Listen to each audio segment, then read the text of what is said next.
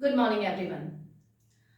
SSC CGL Tier 1 2024 exam की English की पूरी सीरीज़ चल रही है और उसी सीरीज़ में आज का जो टॉपिक हम लोग कवर कर रहे हैं वो है ईडियम्स, राइट। बहुत सारे क्वेश्चंस पूछे जाएंगे आपसे टीयर 1, टीयर 2 में भी ईडियम्स आते हैं इंग्लिश वाले पार्ट में, ठीक है। सो ईडियम लाइक ये 2022 का पेपर उठाया हुआ है, PYQs हैं, प्रीवियस ईयर क्वेश्चंस हैं 2022 के। इसमें 3 से 4 ईडियम्स पूछे गए हैं, क्वेश्चंस आए हुए हैं आपके। सो क्वेश्चंस कैसे आएंगे उस पर हम लोग बात करेंगे। ईडियम्स किस तरह से आएंगे, किस तरह के ईडियम्स पूछे जाते हैं, मतलब उनका difficulty level on an average कैसा रहता है, उस पर हम लोग बात करेंगे। एंड सही आंसर तक हम कैसे पहुंचेंगे, कैसे कुछ उसमें कैसे हम लोग जोड़ तोड़ करके, और अगर पूरा मीनिंग हमें नहीं भी याद आ रहा है तो भी हम कैसे राइट आंसर तक पहुंचेंगे। We will discuss all the things over here, ठीक है। सो बात यह है अब कि जो ईडियम्स हैं, कुछ क्वेश्चंस हैं, ये तो प्रीवियस ईयर के आए हुए क्वेश्चंस हैं, 2022 के SSC CGL Tier 1 के क्वेश्चंस आए हुए हैं। तो पहले वो क्वेश्चंस हम लोग देख लेते हैं। क्वेश्चंस के through he I am gonna explain कि कैसा क्वेश्चन आएगा, किस वेटेज का क्वेश्चन आएगा और फिर आपको उसका आंसर कैसे निकालना है, ठीक है। ईडियम्स को समझिए पहले। तो ईडियम्स होते क्या हैं? ईडियम्स आप समझ सकते हैं जैसे कि कहावतें, ठीक है। जैसे बहुत सारी कहावत हैं, बर्निंग मिडनाइट ऑयल, ठीक है। Don't jump on to the bandwagon, ये हो गया। It's not my cup of tea, ये भी एक कहने का एक तरीका है, ठीक है। It's like an albatross around my neck, ठीक है। इनके सबके मीनिंग आप लोग समझ लीजिए, अब जो बात निकल ही आई है, तो अदरवाइज यू विल थिंक कि इनके मीनिंग भी बता दीजिए ma'am. So don't like it's an albatross around my neck, मेरे गले के चारों तरफ एल्बट्रस। एल्बट्रस एक बर्ड है, बर्ड का नाम होता है एल्बट्रॉस। तो उसको एज अ पनिशमेंट गले में लटका दिया था उसके तरफ से, उस वजह से एक ये ईडियम निकल आया, एक कहावत निकल आई, समझ लीजिए कि ये तो जैसे पनिशमेंट की तरह वो मरा हुआ जो एल्बट्रस है वो गले में लटका दिया था। जैसे my old car is an albatross around my neck, बार बार खराब हो जाती है, वो तो एक पनिशमेंट की तरह मेरे गले में लटक गई है एकदम अराउंड माई नेक, ठीक है। It's not my cup of T, मेरे बस की बात नहीं है, right. My cup of T, ठीक है, ये भी एक ईडियम होता है। हम लोगों ने बात की don't jump on to the bandwagon, मतलब भेड़ चाल में शामिल नहीं हो, don't jump on to the bandwagon, right. तो ये कुछ ईडियम्स, इस तरह के ईडियम्स होते हैं। लैंग्वेज में ईडियम्स का बहुत ज़्यादा इंपॉर्टेंस है, राइट। जैसे कि आप किसी को समझा रहे हो कि भाई सभी लोग SSC CGL की तैयारी कर रहे हैं, तुम्हारा कोई इंटरेस्ट नहीं है लेकिन फिर भी तुम्हें लग रहा है सब कर रहे हैं तैयारी, चलो मैं भी कर लेता हूँ।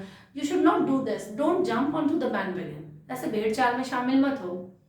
लाइक आप कह सकते हो कि भाई साइंटिस्ट, आप किसी साइंटिस्ट से बात कर रहे हो और वो कुछ साइंटिफिक फॉर्मूला आपको समझा रहे हैं वो साइंटिस्ट, तो आप बोल रहे हो कि आपने तो बहुत ज़्यादा मतलब स्टडी की है, इसकी डीप स्टडी की है और आपको तो बहुत ज़्यादा समझ है इस बारे में, इस जो साइंटिफिक रूल्स हैं उनके बारे में, but this is not my cup of T, मेरे बस की बात नहीं है।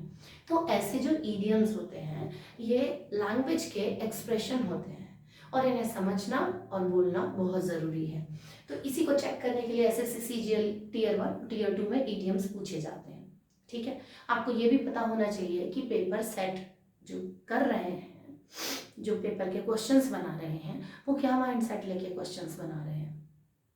उनका जो माइंड सेट है वो बिल्कुल क्लियर है कि भैया हमारे ये जो एस्पिरेंट्स हैं उनके पास इतनी नॉलेज ज़रूर होनी चाहिए, राइट। जब आप पब्लिकली बात करेंगे तो आपका लैंग्वेज में इतना रिचनेस ज़रूर होनी चाहिए। वोकेबलरी के ऊपर क्यों इतना एम्फोसाइज कर रहे हैं, क्यों इतना उसको वोकेबलरी में इतने सारे क्वेश्चन, सिनोनिम पूछ रहे हैं, एंटोनिम पूछ रहे हैं, वन वर्ड सब्स्टिट्यूशन पूछ रहे हैं आपसे, इडियम पूछ रहे हैं आपसे, राइट, ग्रामर पूछ रहे हैं, क्यों ज़रूरत है इतना, इंग्लिश के ऊपर इतना फोकस क्यों? बहुत ज़रूरी है। जब आप पब्लिकली किसी से डील कर रहे हो तो आपको पता होना चाहिए सामने वाले ने आपसे क्या बोला, और ईडियम, वो कुछ ईडियम में कुछ बोल के गया और आपको नहीं समझ में आया, इसी की वजह से पेपर ऐसा सेट हो रहा है, ठीक है। तो ये आपको पता होना चाहिए कि इस स्टैंडर्ड तक मुझे जाना है, ये भी चीज़ आपको पता होनी चाहिए कि इंग्लिश का जो स्टैंडर्ड है वो 12th लेवल तक है ना। 12th तक की अगर इंग्लिश आपको आती है ठीक से, अगर आपने 12th तक पढ़ाई की है ठीक से, तो बिल्कुल भी घबराने की ज़रूरत नहीं है। हिंदी मीडियम वाले बच्चों को बहुत एक प्रॉब्लम हो जाती है, और वो प्रॉब्लम थोड़ी सी जेन्युइन भी है। वो ये है कि उनकी वोकेबलरी बहुत वीक हो जाती है, ग्रामर में बहुत पक्के होते हैं। क्यों होते हैं? क्योंकि उनको ग्रामर बहुत अच्छे से पढ़ाई जाती है हिंदी मीडियम में, राइट। ग्रामर ग्रामर का ट्रांसलेशन मेथड वहाँ पे ज़्यादा चलता है, ठीक है।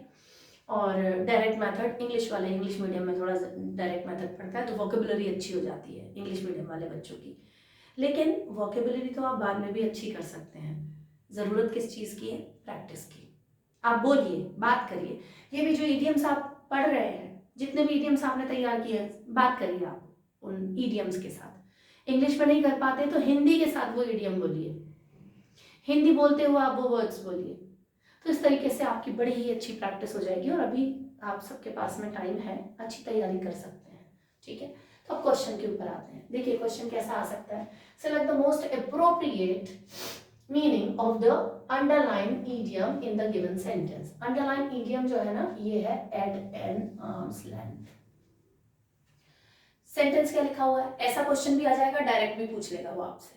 तो अगर सेंटेंस में पूछा है तो ये होगा, being an ardent professional, the lawyer always kept his clients at an arm's length। देखिए arm's length है ना, मतलब एक डिस्टेंस बना के रखो भाई, डिस्टेंस एक प्रॉपर एक डिस्टेंस बना के रखो। You are my client and I am your lawyer. तो एकदम ज्यादा घुल-मिल नहीं जाना है, ज्यादा फ्रेंडशिप नहीं दिखा लेनी है। हाँ भाई ठीक है, साथ में बैठ के चाय पी रहे हैं, नॉट लाइक दैट। तो एन आर्म्स डिस्टेंस क्यों? क्योंकि जो प्रोफेशनल लॉयर्स होते हैं आर्डेंट होते हैं। आर्डेंट मतलब एकदम पैशनेट एकदम उत्साह से भरे हुए हैं, जो अपने प्रोफेशन को लेके बहुत ज्यादा पैशनेट होते हैं, ऐसे professionals. Being an ardent professional, the lawyer always kept his client at an arm's length. एक जो आर्म की लेंथ होती है, हाथ की जो लेंथ है, उतना दूरी में वो रखते हैं। तो क्या मतलब निकलता है? 4 ऑप्शन आपके पास है। Always from each other, sorry away from each other, एक दूसरे से दूर। अवे फ्रॉम ईच अदर, एक दूसरे से दूर मतलब ये तो थोड़ा सा, अब इसमें कंफ्यूज मत होइएगा। अच्छा, चाहे वोकेबलरी के आपके पास सिनोनिम हो, एंटोनिम हो, वन वर्ड सब्स्टिट्यूट हो, या फिर ईडियम्स हो, सब में कुछ कंफ्यूजन वाला मामला जरूर रहता है। जैसे यहाँ पर एक इसमें कंफ्यूजन आ रहा है, अंडर रैप, रैप मतलब लपेटा हुआ, तो अंडर रैप तो ये तो बिल्कुल नहीं आएगा, ठीक है, कोई कंफ्यूजन नहीं है। एट अ डिस्टेंस, इन दोनों में कंफ्यूजन है। एंड अलर्ट एंड प्रिपेयर्ड, ये तो बिल्कुल भी नहीं है। आर्म्स लेंथ, इसमें अलर्ट और प्रिपेयर्ड क्या है? कुछ नहीं है। तो इन दोनों में आप हो सकते हो कंफ्यूज। अगर आपको आर्म्स लेंथ समझ आ गया, फिर भी आप इन दोनों ऑप्शन में कंफ्यूज होंगे कि अवे फ्रॉम ईच अदर, एक दूसरे से दूर, या फिर एट अ डिस्टेंस, दूरी बना के। एट अ डिस्टेंस इसका राइट ऑप्शन है, क्योंकि अवे फ्रॉम ईच अदर दोनों तरफ से दूरी होगी ना।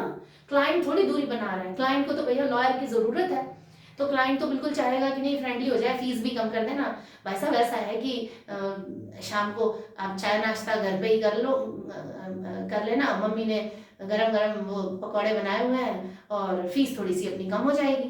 तो ऐसा प्रोफेशनल लॉयर तो नहीं चाहेगा ना। तो ईच अदर नहीं होगा यहाँ दोनों तरफ से नहीं है दूरी, यहाँ तो एक तरफ से दूरी है। प्रोफेशनल है लॉयर, इसलिए उसने एक आर्म्स डिस्टेंस बना रखा हुआ है।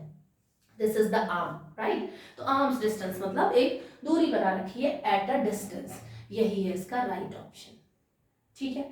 देखिए कंफ्यूज होने की जरूरत नहीं है, आप अगर ध्यान से सोचेंगे तो कंफ्यूजन निकल जाएगा। जैसे अवे फ्रॉम ईच अदर नहीं आएगा यहाँ पर at a distance right option है इसका, ओके। सेकेंड क्वेश्चन देखिए, यहाँ एक सेंटेंस में बोला गया है, यहाँ आपको डायरेक्ट ईडियम दे दिया है। ऐसे ही क्वेश्चंस आएंगे, कई बार वो सेंटेंस में पूछेगा, कई बार आपको डायरेक्ट बोलेगा। Select the most appropriate meaning of the given idiom, और ईडियम क्या है? कट अ पुअर फिगर, है ना। फिगर्स होते हैं ना, नंबर्स होते हैं, कुछ आंकड़े होते हैं, तो कट अ पुअर फिगर, एक खराब सा आंकड़ा। इन अ पुअर स्टेट, अब पुअर है तो पुअर फिगर आपको लगेगा पुअर स्टेट, बुरी अवस्था में है, गरीबी की अवस्था में है। अच्छा, to put a good impression, ये तो वैसे ही नहीं आएगा, पुअर बोल रहा है, नेगेटिव ही जा रहा है, पुअर फिगर है ना, ये इसको वैसे ही एलिमिनेट कर दीजिए आप। थर्ड है to put a bad impression, ये हो सकता है, ये हो सकता है, ठीक है। फिर bad physical form, bad physical form, उसका जो फिजिकल फॉर्म है वो बैड हो, ये तो नहीं हो सकता। हाँ, नेगेटिव तो ये तीनों है, लेकिन bad physical form, cut a poor figure. अब आप फिगर से, फिगर मतलब किसी की वो कद काठी से नहीं समझ लीजिएगा, उसमें भी बच्चे कंफ्यूज हो सकते हैं, तो एटलीस्ट ये तीनों ही कंफ्यूजिंग है इस क्वेश्चन में, ये तीनों कंफ्यूजन है। इन अ पुअर स्टेट, एक बुरी अवस्था में, गरीबी अवस्था में, ये नहीं हो सकता पुअर फिगर। एक बुरी अवस्था में, बुरी अवस्था में ही होना तो कट अ पुअर फिगर नहीं होगा। फिर to put a bad impression, किसी के ऊपर बुरा सा इंप्रेशन डालना, बुरा इंप्रेशन पड़ जाना, कट अ पुअर फिगर, ये वाला इडियम यूज होता है, ठीक है। कट अ पुअर फिगर का मतलब होता है एक खराब इंप्रेशन डालना, खराब फिजिकल फॉर्म नहीं होता, खराब इंप्रेशन डालना, तो that is cut a poor figure. इसका आंसर आएगा to put a bad impression. Idioms की प्रैक्टिस तो देखिए आपको करनी पड़ेगी, ऐसा हर जगह अपना दिमाग लगा के और तुक्का लगा के नहीं कर, like an albatross around my नेक, इससे क्या समझेंगे आप? एल्बाट्रॉस का मतलब ही नहीं पता होगा तो कैसे समझ पाएंगे? एक जो बर्ड थी, वो मरी हुई बर्ड गले में टांग दी थी, इसके कारण एक पनिशमेंट की तरह यूज होता है इसे। सो बहुत सारे ईडियम्स हैं, कहीं ना कहीं ओरिजिन से निकले हुए हैं, किसी वजह से निकले बने हुए हैं, राइट। तो आपको उनका एग्जैक्ट मीनिंग समझना पड़ेगा और प्रैक्टिस करनी पड़ेगी, बिना प्रैक्टिस करे नहीं समझ पाएंगे। बोलिए, आप ज़्यादा से ज़्यादा बोलिए, हिंदी के सेंटेंस में इंग्लिश ईडियम बोलिए, नो इश्यूज, राइट। एक क्वेश्चन और है,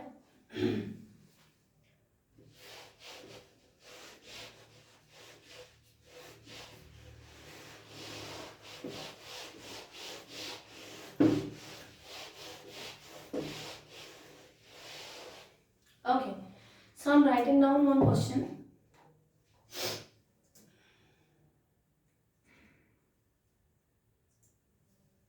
And this question says, select the most appropriate meaning of the given idiom, और given idiom in the sentence नहीं है, ये भी directly given idiom है, और वो given idiom है bear the palm, bear the palm, right, ये bear the palm idiom है। इसका आपको appropriate meaning और 4 ऑप्शन दिए हुए हैं, to bring joyful news,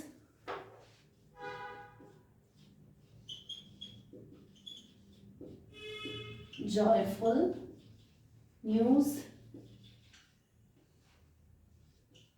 B option is to lose a game, to lose a game। अच्छा, ये जो lose है, ये lose होमोफोन्स होते हैं, जो कि इसमें भी एसएससी सीजीएल टीयर 1 टीयर 2 में पूछे जाते हैं। जैसे एक जो lose है उसकी स्पेलिंग होती है ये वाली lose, इसका मतलब कोई ढेरी ढाली चीज, और ये lose किसी चीज को खो देना, तो उस सेंस में LOSE लूज होता है। टू लूज अ गेम, एक गेम खो देना, हार जाना। कल इंडिया मैच हार गई वर्ल्ड कप का, राइट, तो इंडिया ने भी लूज किया गेम को, right. So to advocate peace, third option आपके पास में दिया है, to advocate piece,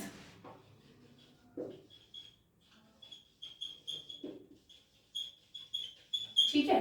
to advocate piece, piece मतलब शांति, ट्रैंक्विलिटी, है ना, शांति जो है। To be a winner, D है जो ऑप्शन, वो है टू बी अ विनर। अब थोड़ा समझने की कोशिश करते हैं। बेयर द पाम, ये पाम होता है, हथेली जो होती है ना, उसे पाम बोलते हैं, बेयर द पाम। अब बेयर द पाम का एज कोई मीनिंग नहीं निकलेगा।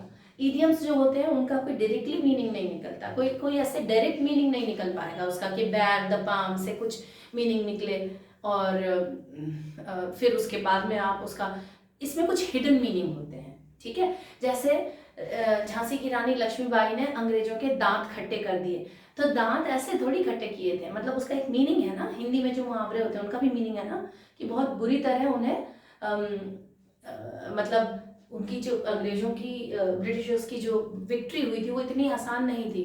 झांसी की रानी ने बहुत अच्छा उनको एक अच्छी चुनौती दी थी, राइट। तो इसी तरह के इंग्लिश के भी इडियम्स होते हैं। तो यहाँ पर बेयर द पाम जो है, to bring joyful news. Joyful news, हाँ कुछ खुशी की ही बात होती है तो इसमें कंफ्यूज हो सकते हो। To lose a game, negative नहीं है, ये पॉजिटिव है। Bear the palm, bear the palm एक पॉजिटिव ईडियम है, राइट। टू एडवोकेट पीस, मतलब शांति की, शांति को एडवोकेट करना, उसकी तरफदारी करना शांति के लिए, है ना। सो ये भी नहीं आएगा। टू बी अ विनर, बिल्कुल यही है इसका right answer, to be a winner. Bear the palm मतलब होता है टू बी अ विनर, या फिर टू विन द गेम, या फिर टू विन द सिचुएशन, मतलब आप किसी भी सिचुएशन में या गेम में आप एक विजेता की तरह आ रहे हो, आप एक विक्टर की तरह आ रहे हो, तो इसके लिए जो ईडियम है वो यूज होगा बेयर द पाम, राइट। 2022 में दीज 3 idioms, ये जो 3 idioms थे ये आए हुए क्वेश्चंस हैं और इसी तरीके से हम लोग बात करेंगे। अच्छा, idioms का पूरा एक स्टोरी फॉर्म में I have made one video, आप चैनल को सब्सक्राइब कर लीजिए, वहाँ पर आपको मिल जाएगा। और ये जो वीडियो है उसके डिस्क्रिप्शन बॉक्स में ईडियम का पूरा वीडियो का जो लिंक है, I will give the link of that idioms video on this video's description box। ठीक है, तो आप उसे जाके देख लीजिए। चैनल को ज़रूर सब्सक्राइब कर लीजिए और वीडियो को लाइक कीजिए, शेयर कीजिए। आगे और बहुत सारे SSC CGL Tier 1 और Tier 2 के वीडियोज आपको मिलने वाले हैं विद फुल एक्सप्लेनेशन। अगर आपको लग रहा है कि कोई पर्टिकुलर टॉपिक है जिसमें ज़्यादा दिक्कत हो रही है तो आप कमेंट सेक्शन में जाके कमेंट कर सकते हैं। Keep learning. Thank you so much.